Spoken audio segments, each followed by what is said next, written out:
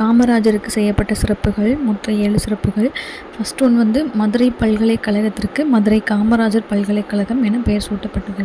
அதாவது மதுரை யூனிவர்சிட்டி இருக்குல்ல, அதுக்கு வந்து மதுரை காமராஜர் பல்கலைக்கழகம் சொல்லி பேர் வச்சுருப்பாங்க. அதுக்கப்புறம் நடுவண் அரசு, அதாவது சென்ட்ரல் கவர்மெண்ட் வந்து 1976 பாரத ரத்னா விருது கொடுத்துருப்பாங்க. யாருக்கு? காமராஜருக்கு வந்து பாரத ரத்னா விருது கொடுத்துருப்பாங்க. காமராஜர் வாழ்ந்த சென்னை இல்லம் மற்றும் விருதுநகர் இல்லம் ஆகியன அரசுடைமை ஆக்கப்பட்டு நினைவு இல்லங்களாக மாற்றப்பட்டன. அதாவது அவர் வாழ்ந்த இந்த 2 இல்லத்தையுமே வந்து அரசு அவங்களுடைய உடைமையாக்கி அதை வந்து காமராஜர் நினைவு இல்லமாக மாற்றியிருக்காங்க அப்படின்னு சொல்கிறாங்க. அதுக்கப்புறம் சென்னை மெரினா கடற்கரையில் சிலை நிறுவப்பட்டது. சென்னையில் மெரினா கடற்கரையில் காமராஜருக்குன்னு தனியாக சிலை வச்சுருப்பாங்க. சென்னையில் உள்ள உள்நாட்டு விமான நிலையத்திற்கு காமராஜர் பெயர் சூட்டப்பட்டு உள்ளது.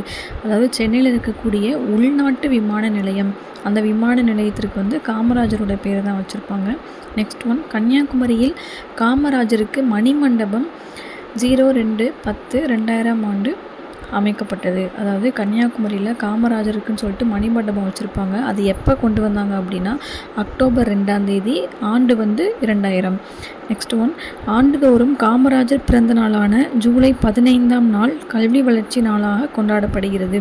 அதாவது இயர்லியும் எப்பயுமே வந்து ஜூலை 15 அது வந்து காமராஜருடைய பிறந்தநாள். ஆனால் அதை வந்து நம்ம கல்வி வளர்ச்சி நாளாக கொண்டாடுறோம்.